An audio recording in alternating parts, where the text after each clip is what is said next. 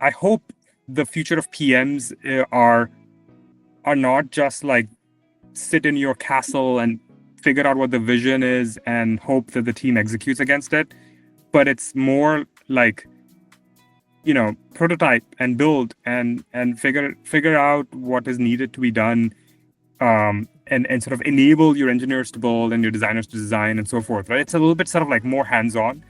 um, I heard this like amazing definition that one time LinkedIn co-founder Alan Blue gave me, which I thought still resonates with me, which was, I think he basically said like, actually, like everybody works on product.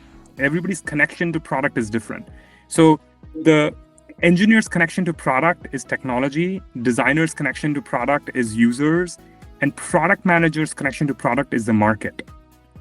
And so in many ways, like I think product manager's job, the key job that I think is still going to be critical, is to make sure that we're doing everything you can to de-risk everything to sort of enable product market fit, right? And so I think you have to sort of have like this understanding of the market and understanding of this macro that really sort of gets you to making sure like the product is able to succeed. And that job is going to be as relevant as ever in the future.